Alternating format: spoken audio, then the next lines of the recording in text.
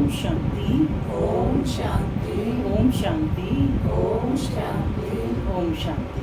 ओम शांति। आज 29 जून 2025 प्रातः मुरली ओम शांति अव्यक्त बाप दादा डिवाइस।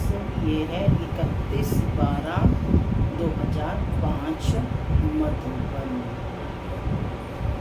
इस अव्यक्त मुरली में, मीठी मधुर मुरली में बाबा ने अव्यक्त महावाक्य उच्चारे कि नई दुनिया आ रही है और पुरानी जा रही है ना।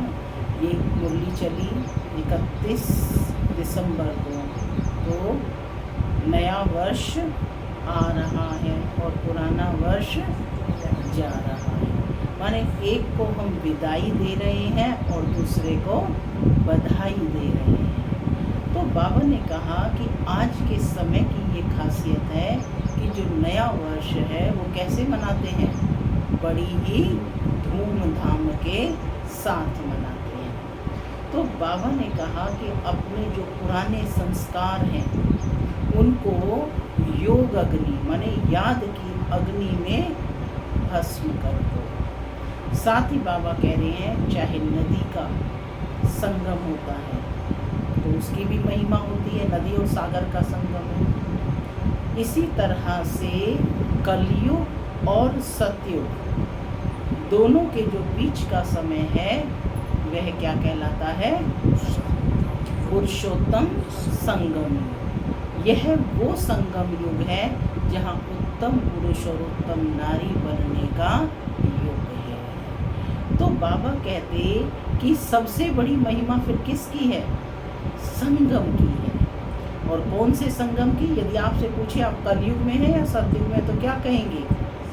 फलक से कहेंगे कि हम संगम युग पर बैठे हैं, क्योंकि महिमा है संगम युग पर।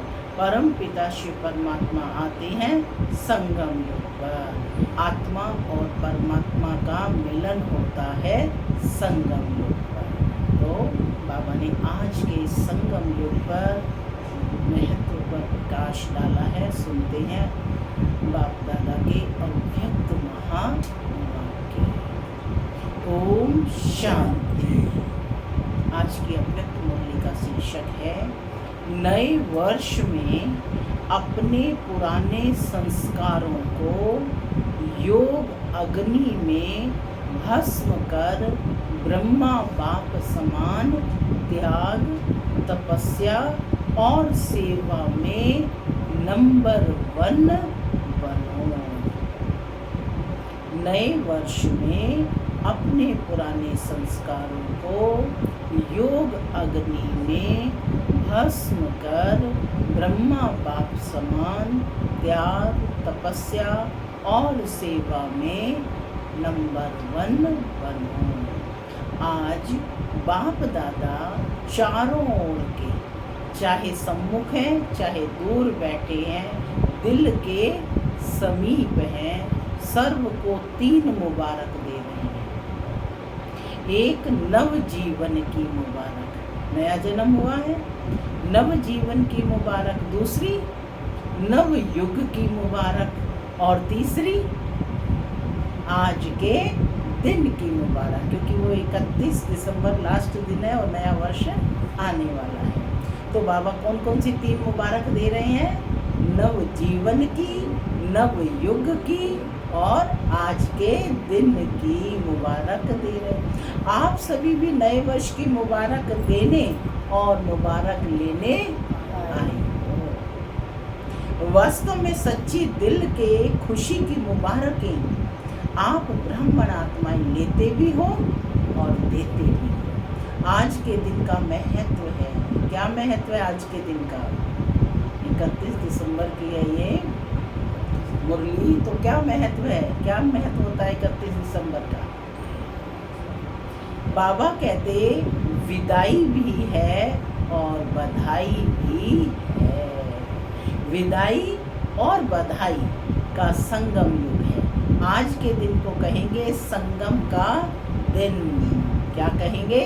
संगम का दिन।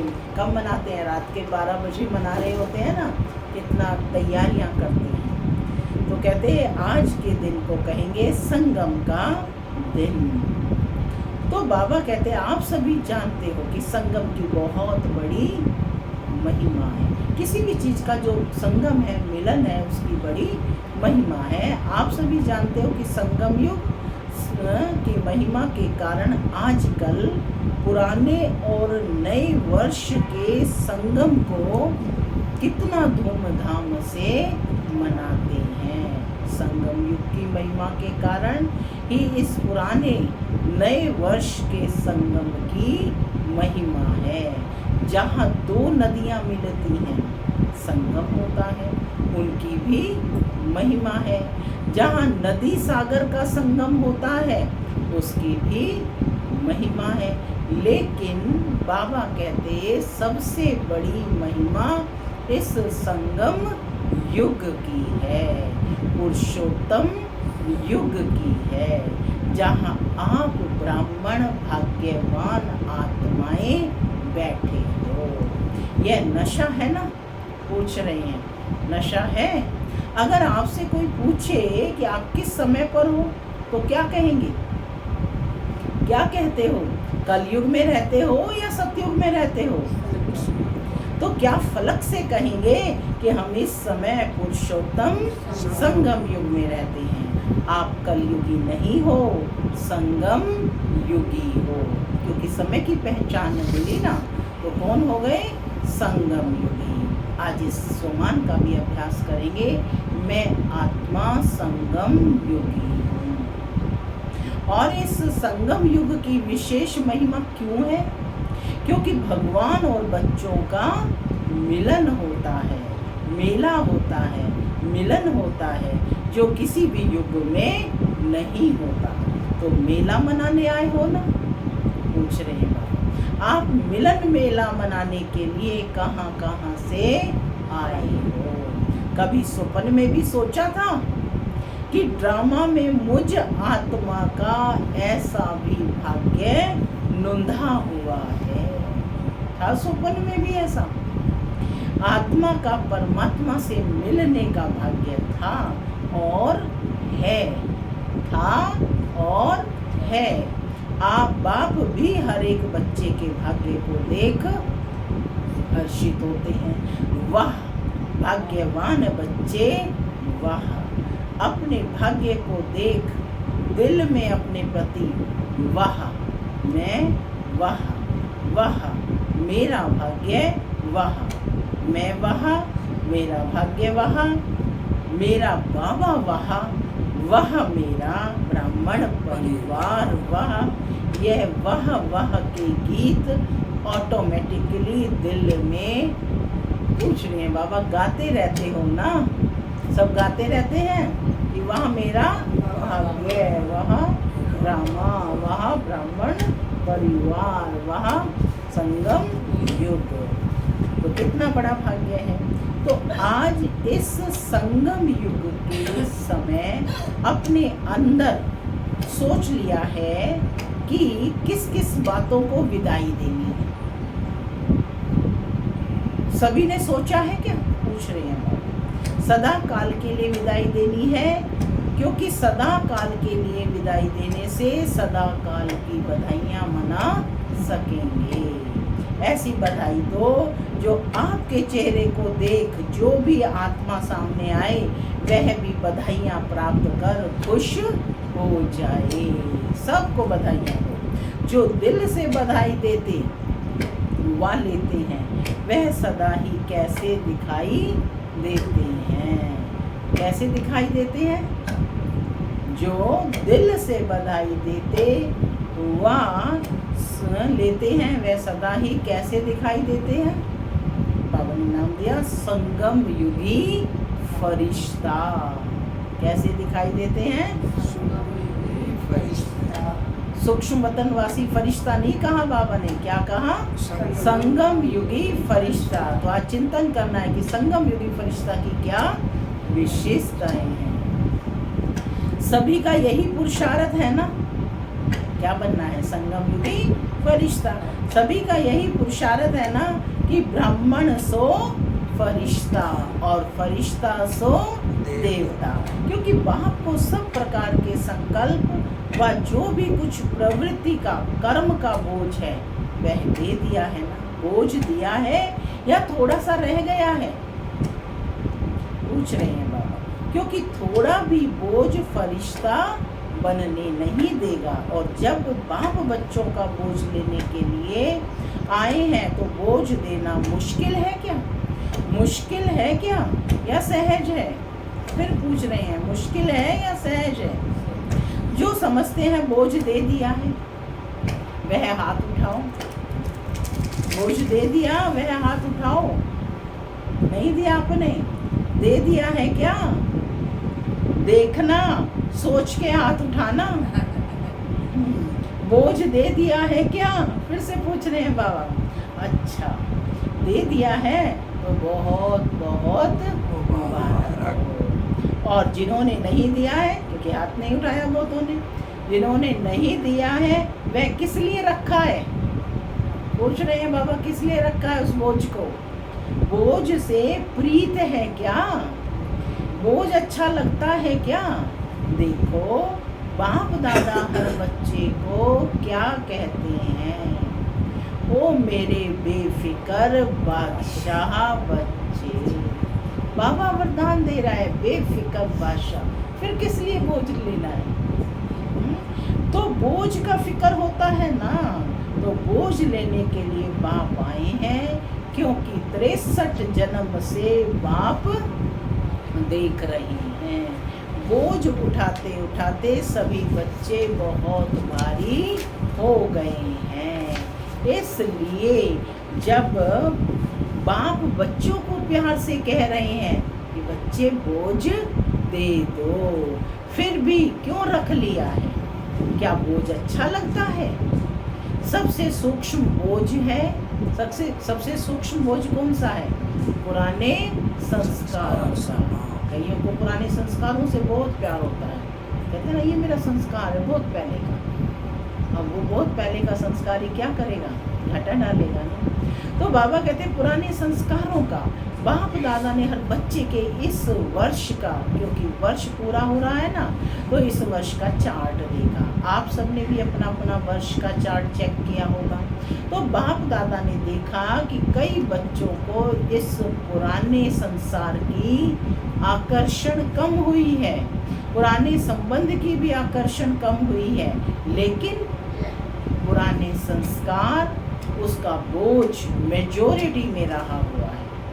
किसी ना किसी रूप में, चाहे मनसा अशुद्ध है, संकल्प नहीं, मनसा अशुद्ध संकल्प नहीं, लेकिन व्यर्थ संकल्प का संस्कार अभी भी परसेंट में दिखाई देता है, वाचा में भी दिखाई देता है, संबंध संपर्क में भी कोई ना कोई संस्कार अभी भी दिखाई देता है। तो आज बैठकर अपनी सूक्ष्म चेकिंग करनी है।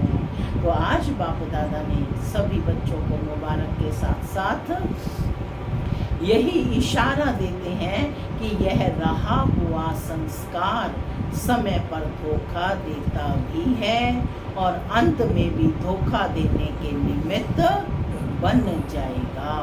इसलिए आज संस्कार का संस्कार करो। अंतिम संस्कार करते हैं ना, बिल्कुल भस्म कर देते हैं। तो बाबा कहते हैं आज अपने पुराने संस्कारों का भी संस्कार करो। हर एक अपने संस्कार को जानते भी हैं, छोड़ना चाहते भी हैं, तंग भी हैं, लेकिन सदा के लिए परिवर्तन करने में तीव्र पुरुषार्थी नहीं हैं। पुरुषार्थ करते हैं लेकिन तीव्र पुरुषार्थी नहीं है। कारण क्या है? तीव्र पुरुषार्थ क्यों नहीं होता? कारण यही है कि जैसे रावण को मारा भी, लेकिन सिर्फ मारा नहीं, जलाया भी। मारा नहीं, सिर्फ मारना नहीं है, उसे क्या करना है? जलाना भी है। और जलाने पर क्या हो जाता है? भस्म हो जाता है, खत्म हो जाता है। ऐसे मारने के लिए पुरुषार्थ करते हैं, थोड़ा बेहोश भी हो जाता है संस्कार, लेकिन जलाया नहीं, तो बेहोशी से बीच बीच में उठ जाता है। इसके लिए पुराने संस्कार का संस्कार करने के लिए इस नए वर्ष में योग अग्नि में जलाने का दृढ़ संकल्प का अटेंशन रखो। क्या पुरुषार्थ करना है? पुराने संस्कार का संस्कार करने के लिए इस नए वर्ष में योग अग्नि से जलाने का दृढ़ संकल्प का अटेंशन रखो। बाबा पूछते हैं ना कि इस नए वर्ष में क्या करना है। सेवा की तो बात अलग है, लेकिन पहले स्वयं की बात है। योग लगाते हो, बाप दादा बच्चों को योग में अभ्यास करते हुए देखते हैं। अमृत वेले भी बहुत पुरुषार्थ करते हैं, लेकिन योग तपस्या तप के रूप में नहीं करते। तप माने अपना तपाना, उसमें समय खर्च करना पड़ता है। तो बाबा कहते हैं योग तो करते हैं, लेकिन तपस्या यानी तप के रूप में नहीं करते। जिस तप में चल करके आत्मा क्या बन जाएगी? सोना बन जाएगी। प्यार से याद जरूर करते हैं, रूह रिहान भी बहुत करते हैं, शक्ति भी लेने का अभ्यास करते हैं, लेकिन याद को इतना पावरफुल नहीं बनाया है। जो संकल्प करो विदाई, तो विदाई हो जाए। योग को योग अग्नि के रूप में कार्य में नहीं लगाते हैं। इसलिए योग को बाबा कहते पावरफुल बनाओ। एकाग्रता की शक्ति विशेष संस्कार भस्म करने में आवश्यक है। जिस स्वरूप में एकाग्र होना चाहो, जितना समय एकाग्र होना चाहो, ऐसी एकाग्रता संकल्प किया और भस्म। इसको कहा जाता है योग अग्नि। नाम निशान समाप्त। मारने में फिर भी लाश तो रहता है ना, भस्म होने के बाद खत्म, नाम निशान खत्म। तो इस वर्ष योग को पावरफुल स्टेज में लाओ। क्या करना है? योग को पावरफुल स्टेज में लाओ। जिस स्वरूप में रहना चाहो, मास्टर सर्वशक्तिमान, ऑर्डर करो। समाप्त करने की शक्ति आपके ऑर्डर से नहीं माने, यह नहीं हो सकता। मालिक हो, कौन बैठे हो? मालिक हो, मास्टर कहलाते हो ना। तो मास्टर ऑर्डर करे और शक्ति हाजिर नहीं हो, तो क्या वे मास्टर हैं? पूछ रहे हैं बाबा। तो बाप दादा ने देखा कि पुराने संस्कार का कुछ न कुछ अंश अभी भी रहा हुआ है, और वह अंश बीच बीच में वंश भी पैदा कर देता है, जो कर्म तक भी काम हो जाता है। युद्ध करनी पड़ती है, तो बाप दादा को बच्चों का समय प्रमाण युद्ध का स्वरूप भाता नहीं है। बाप दादा हर बच्चे को मालिक रूप में देखना चाहता है। ऑर्डर करो, जी हजूर। तो सुना, इस वर्ष स्व के प्रति क्या करना है? शक्तिशाली बेफिक्र बादशाह, क्योंकि सभी का लक्ष्य है। किसी से भी पूछो तो क्या कहते हैं कि हम विश्व का राज्य प्राप्त करेंगे, राज्य अधिकारी बनेंगे। अपने को राजयोगी कहलाते हो ना। प्रजा योगी है क्या? पूछ रहे हैं, राजयोगी है या प्रजा योगी? क्यों कोई है सारी सभा में जो प्रजा योगी हो? है क्या? जो प्रजा योगी हो, राजयोगी नहीं हो। मैंने 3 बार पूछा है। टीचर्स कोई है क्या? आपके सेंटर पर कोई प्रजा योगी है क्या? कहलाते तो सब राजयोगी हैं। प्रजा योगी में कोई हाथ नहीं उठाता, अच्छा नहीं लगता है ना। और बाप को भी फखुर है। बाप दादा फखुर से कहते हैं कि संगम पर भी हर बच्चा राजा बच्चा है। कोई कहता है कि मैं प्रजा बच्चा हूँ। बाबा भी फखुर से कहते हैं। देखो, स्वयं भगवान अपने बच्चों को फखुर से, नशे से कहते हैं कि मेरा संगम पर हर बच्चा राजा बच्चा है। कोई बाप ऐसे फलक से नहीं कह सकता कि मेरा एक एक बच्चा राजा है। जो काम करता है, जो अच्छे से है ना आज्ञाकारी, उसी को ही कहेगा, सबको तो नहीं कहेगा राजा बच्चा। लेकिन बाप दादा कहते हैं कि हर एक बच्चा स्वराज्य अधिकारी राजा है। प्रजा योगी में तो हाथ नहीं उठाया ना, तो राजा होना, लेकिन ऐसा ढीला ढाला राजा नहीं बनना जो ऑर्डर करो और आवे नहीं। कमजोर राजा नहीं बनना। पीछे वाले कौन हो? जो समझते हैं राजयोगी हैं वह हाथ उठाओ। राजयोगी हो वह हाथ उठाओ।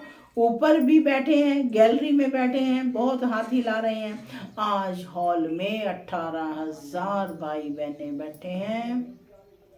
बाप दादा देख रहे हैं, हाथ उठाओ ऊपर वाले। तो अभी ये लास्ट टर्न में शुरू हो जाएगा, तो 3 मास बाप दादा देते हैं। ठीक है, देवें होमवर्क, देंगे, क्योंकि यह बीच बीच का होमवर्क भी लास्ट पेपर में जमा होगा। तो 3 मास में हर एक अपना चार्ट चेक करना कि मैं मास्टर सर्वशक्तिवान होकर किसी भी कर्मेंद्रियों को, किसी भी शक्ति को जब ऑर्डर करें, जो ऑर्डर करें वह प्रैक्टिकल में ऑर्डर माना या नहीं माना। कर सकते हो? पहली लाइन वाले कर सकते हो? हाथ उठाओ। अच्छा, 3 मास कोई भी पुराना संस्कार वार नहीं करे, अलबेले नहीं बनना, प्रॉमिस है। 3 मास अलबेले नहीं बनना, रॉयल अलबेलापन नहीं लाना। हो जाएगा ऐसे नहीं। बाप दादा से बहुत मीठी मीठी बातें करते हैं, कहते हैं बाबा आप फिक्र नहीं करो, हो जाऊंगा। बाप दादा क्या करेगा, सुनकर मुस्कुरा देता है। लेकिन बाप दादा इस 3 मास में अगर ऐसी बात की तो मानेगा नहीं। मंजूर है तो हाथ उठाओ, दिल से हाथ उठाना, सभा के कारण हाथ नहीं उठाना। करना ही है, चाहे कुछ भी सहन करना पड़े, कुछ छोड़ना पड़े, कोई हर्जा नहीं, करना ही है। पक्का पक्का पक्का टीचर्स, करना है। अच्छा, यह ताज वाले बच्चे क्या करेंगे? छोटे बच्चे ताज पहनकर सामने बैठे हैं। ताज तो अच्छा पहन लिया है, करना पड़ेगा। अच्छा, देखना बच्चे हाथ उठा रहे हैं, अगर नहीं करेंगे तो क्या करें वह भी बता दो। फिर बाप दादा की सीजन में एक बार आने नहीं देंगे, क्योंकि बाप दादा देख रहे हैं कि समय आपका इंतजार कर रहा है।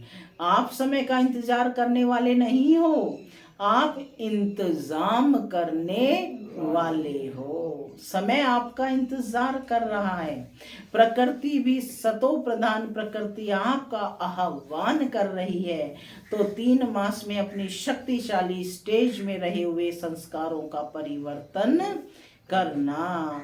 अगर 3 मास अटेंशन रखा ना तो उसका आगे भी अभ्यास हो जाएगा। एक बारी परिवर्तन की विधि आ गई ना तो बहुत काम में आएगा। समय का आप इंतजार नहीं करो, कब विनाश होगा, कब विनाश होगा। सब रूह रिहान में पूछते हैं, बाहर से नहीं बोलते कि, लेकिन अंदर बात करते हैं, पता नहीं कब विनाश होगा। 2 साल में होगा, 10 साल में होगा, कितना साल में होगा। आप क्यों समय का इंतजार करो? समय आपका इंतजार कर रहा है। बाप से पूछते हैं तारीख बता दो, थोड़ा सा वर्ष बता दो, 10 वर्ष लगेंगे क्या, 20 वर्ष लगेंगे, कितना वर्ष लगेंगे? बाप दादा बच्चों से प्रश्न पूछते हैं कि आप सब बाप समान बन गए हो क्या? जो बाप से पूछ रहे हो बताओ, आप रेडी हो गए हो, तैयार हो गए हो? तैयार हैं? अच्छा, पर्दा खोलें कि पर्दा खोलेंगे तो कोई कंघी कर रहा है, कोई फेस को क्रीम लगा रहा है? एवर रेडी हो? अगर एवर रेडी हो, संस्कार समाप्त हो गए हैं, तो बाप दादा को पर्दा खोलने में क्या देरी लगेगी? एवर रेडी तो हो जाओ ना। हो जाएंगे कहकर बाप को बहुत समय खुश किया है। अभी ऐसा नहीं करना। पूछो अपने आप से, 8 घंटे का योग हो गया है? एवर रेडी हो? 8 घंटे योग में रहते हैं, तपस्या में। तैयार हो गए लक्ष्मी नारायण सदृश बनने के लिए? मुनेश बहन तैयार हो गई हैं? कितना घंटा? 24 घंटे योग में रहती हैं। तो बाबा कहते कि बहुत समय खुश किया, अभी ऐसा नहीं करना। कि बाप को कहते रहते हो गया हो जाएंगे, लेकिन बाबा कहते क्योंकि अब समय नहीं है, ऐसा नहीं करना, होना ही है, करना ही है, बाप समान बनना है। इसमें तो सभी हाथ उठा देते हैं, उठाने की जरूरत नहीं है। ब्रह्मा बाप को देखो, साकार में तो ब्रह्मा बाप को फॉलो करना है।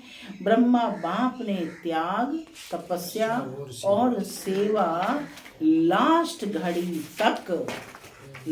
घड़ी तक साकार रूप में प्रैक्टिकल करके दिखाया।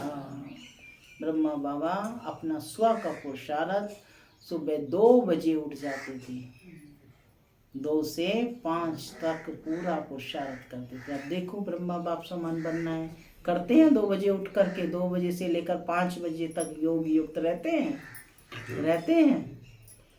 अभी तो कह रहे हैं हम तो रेडी हो गए, तैयार हो गए। अपनी ड्यूटी शिव बाप द्वारा महावाक्य उच्चारण की ड्यूटी लास्ट दिन तक निभाई। लास्ट मुरली याद है ना? लास्ट मुरली के कौन से 3 शब्द हैं? निर्विकारी, निरहंकारी, वेरी गुड। 3 शब्द का वरदान याद है क्या? निराकारी, निर्विकारी और निरअहंकारी बनो। जिसको याद है वे हाथ उठाओ। अच्छा, सभी को याद है, मुबारक हो। त्याग भी लास्ट दिन तक किया, अपना पुराना कमरा नहीं छोड़ा।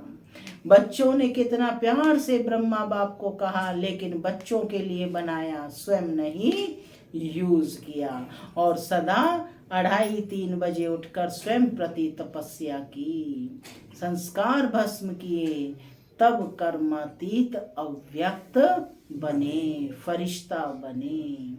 जो सोचा वह करके दिखाया। कहना, सोचना और करना तीनों समान। फॉलो फादर, लास्ट तक अपने कर्तव्य में पूर्ण रहे। पत्र भी लिखे, कितने पत्र लिखे, सेवा भी नहीं छोड़ी। फॉलो फादर, लास्ट दिन तक भी बाबा सब कार्य पूरा करके तब शरीर छोड़ा। अखंड महादानी, महादानी नहीं, अखंड महादानी का प्रैक्टिकल रूप दिखाया अंत तक। लास्ट तक बिना आधार के तपस्वी रूप में बैठे हैं। अभी बच्चे तो आधार लेते हैं ना बैठने का, लेकिन ब्रह्मा बाप ने आदि से अंत तक अपना तपस्वी रूप रखा। आंखों में चश्मा नहीं डाला, यह सूक्ष्म शक्ति है, निराधार। शरीर पुराना है, दिन प्रतिदिन प्रकृति, हवा, पानी दूषित हो रहा है। इसलिए बाप दादा आपको कहते नहीं है क्यों आधार लेते हो, क्यों चश्मा पहनते हो। पहनो, भले पहनो, लेकिन शक्तिशाली स्थिति जरूर बनाओ। सारी विश्व का कार्य समाप्त किया है क्या? पूछ रहे हैं। पूरे विश्व का कार्य समाप्त कर दिया है क्या? कह रहे ना हम रेडी हो गए, सबको संदेश पहुंचा दिया है। बाप दादा आपसे प्रश्न पूछता है, आप सभी संतुष्ट हो कि विश्व कल्याण का कार्य पूरा हो गया है? बोलो अब आत्माएं, हाँ सभी संतुष्ट हो कि विश्व कल्याण का कार्य पूरा हो गया? दे दिया सबको संदेश? दे दिया सबको। जो समझते हैं कि विश्व कल्याण का कार्य समाप्त हो गया है वह हाथ उठाओ। एक भी नहीं है। आप तो कह रहे हैं हमने तो कर दिया, बाबा तो कह रहे हैं एक भी नहीं। तो कैसे कहते हो कि विनाश होगा? जब तैयारी ही पूरी नहीं हुई है तो विनाश कैसे होगा? काम तो पूरा किया नहीं। अच्छा, पूरी मुरली का सार है। चारों ओर के सदा उमंग उत्साह में आगे बढ़ने वाले, सदा हिम्मत से बाप दादा की पदम गुणा मदद के पात्र बच्चों को सदा विजयी रतन हर कल्प में विजयी बने थे, अब भी हैं और हर कल्प में विजयी हैं ही हैं। ऐसे विजयी बच्चों को सदा एक बाप दूसरा ना कोई, ना संसार की आकर्षण ना संस्कार की आकर्षण, दोनों आकर्षण से मुक्त रहने वाले सदा बाप समान बच्चों को बाप दादा का याद प्यार और नमस्ते। हम बच्चों की भी बाप दादा को याद प्यार, गुड मॉर्निंग और नमस्ते नमस्ते सदा नमस्ते। बनो फरिश्ते, चलो परम धाम के रास्ते। आज का वरदान है सदा काल के अटेंशन द्वारा विजय माला में पिरोने वाले बहुत समय के विजयी भव। बहुत समय के विजयी विजय माला के मणके बनते हैं। विजयी बनने के लिए सदा बाप को सामने रखो। जो बाप ने किया वही हमें करना है। हर कदम पर जो बाप का संकल्प वही बच्चों का संकल्प, जो बाप के बोल वही बच्चों के बोल, तब विजयी बनेंगे। यह अटेंशन सदा काल का चाहिए, तब सदा काल का राज्य भाग्य प्राप्त होगा। क्योंकि जैसा पुरुषार्थ वैसी प्रारब्ध है। सदा का पुरुषार्थ है तो सदा का राज्य भाग्य है। स्लोगन है सेवा में सदा जी हाजिर करना, यही प्यार का सच्चा सबूत है। अब व्यक्ति सारे आत्मिक स्थिति में रहने का अभ्यास करो, अंतर्मुखी बनो। जैसे कोई भी व्यक्ति दर्पण के सामने खड़े होते हैं, स्वयं का साक्षात्कार कर लेता है। जैसे कोई भी व्यक्ति दर्पण के सामने खड़ा होते ही स्वयं का साक्षात्कार कर लेता है, वैसे आपकी आत्मिक स्थिति शक्ति रूपी दर्पण के आगे कोई भी आत्मा आवे तो वह 1 सेकंड में स्वस्वरूप का दर्शन व साक्षात्कार कर ले। आपके हर कर्म में, हर चलन में रूहानियत की अट्रैक्शन हो। जो स्वच्छ आत्मिक बल वाली आत्माएं हैं वह सबको अपनी ओर आकर्षित जरूर करती हैं। ओम शांति।